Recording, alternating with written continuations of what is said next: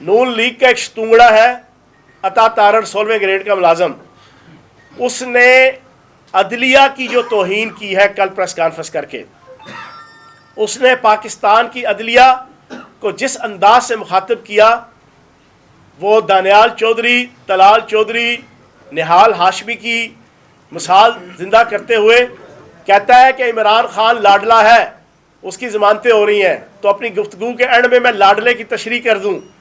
लाडला वो होता है जो 50 रुपए के स्टाम्प के ऊपर 7.5 अरब रुपए के केस में यहाँ से लोग पूरे अदालती सिस्टम को चूना लगा के बाहर जाता है, 3 महीने का कह के, और 3.5 साल हो गया वापस नहीं आया, और उसके ऊपर अदालती सिस्टम खामोश है।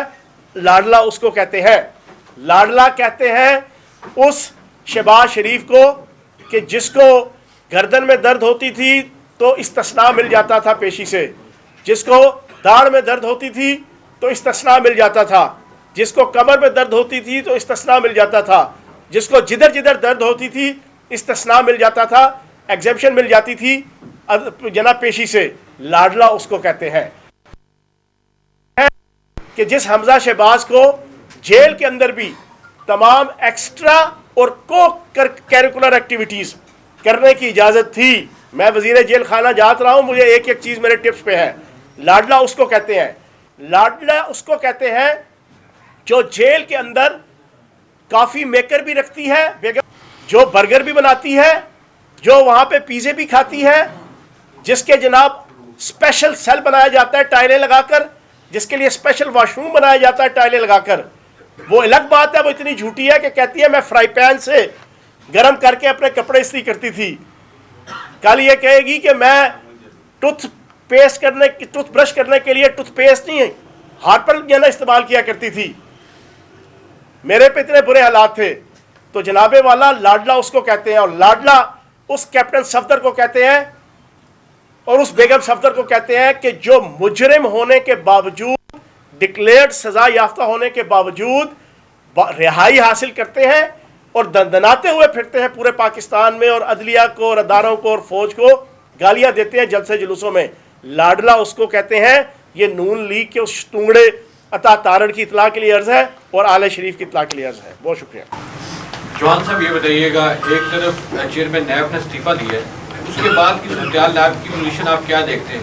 दूसरा, आपने हुकूमत कहती है कि जो जेल बरो तहरीक है उसका आगाज़ इमरान खान से होना चाहिए, इससे क्या?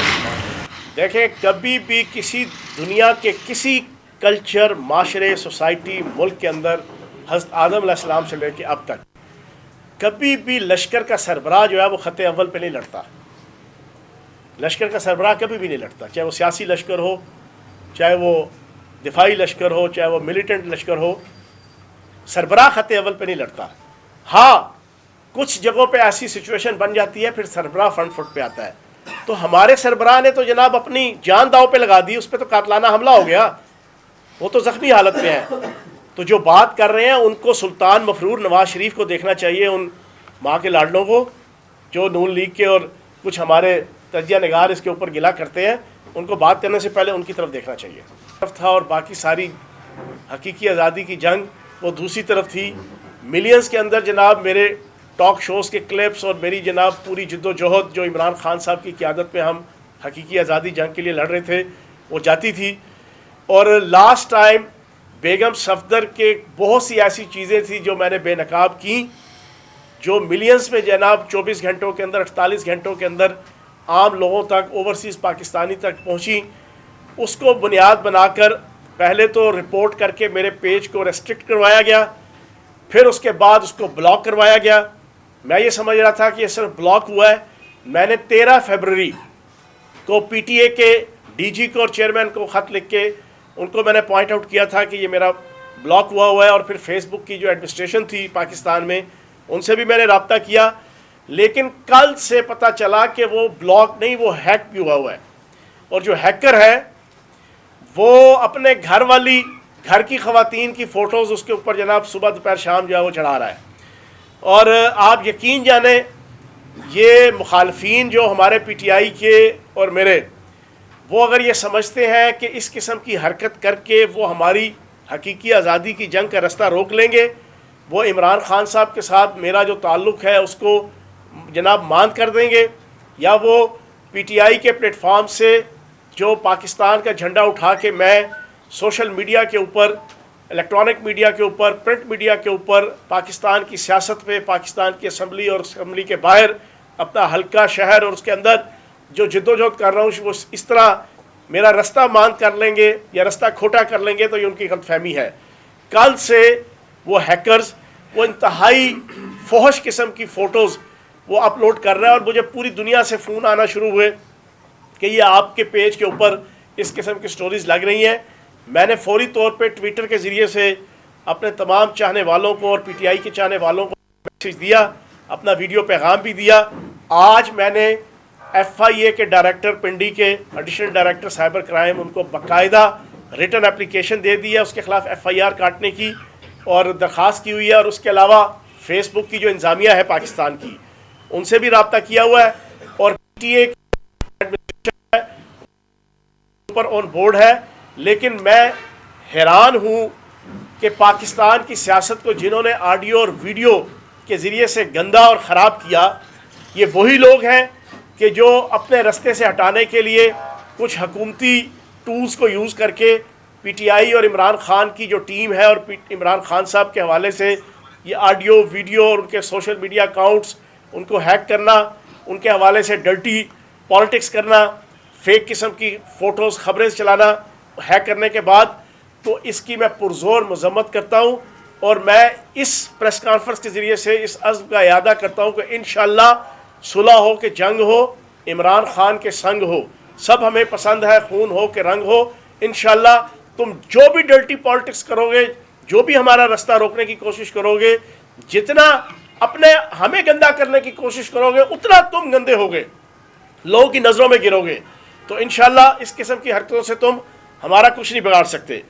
तीसरा सबसे इम्पॉर्टेंट इशू, अभी थोड़ी देर पहले कनीज़े ख़ास आले शरीफ की जो बेगम सफदर साहिबा का दुपट्टा भी उठाती हैं, उनके जनाब चादरें भी उठा के फिरती हैं पीछे, और उनकी जनाब हर किस्म की नाज नखरे बर्दाश्त करती हैं, वो अभी प्रेस कॉन्फ्रेंस कर रही थी। वो खातून होने का नाजायज़ फ़ायदा उठाती हैं। मैं आले शरीफ को नून लीग से गुजारिश करूँगा कि खुदा का वास्ता है, अगर तुमने इस किस्म की कोई एग्रेसिव पॉलिटिक्स करनी है मीडिया के अंदर, तो फिर ख़वातीन को सामने मत लेकर आओ। तुम ख़वातीन से गालियाँ निकलवाते हो, पार्टी की लीडरशिप को तुम ख़वातीन के ज़रिए से गैर अखलाकी अल्फाज अदा करवाते हो। आगे से हमारी तरबियत ऐसी नहीं है कि हम ख़वातीन को उस अंदाज से जवाब दें।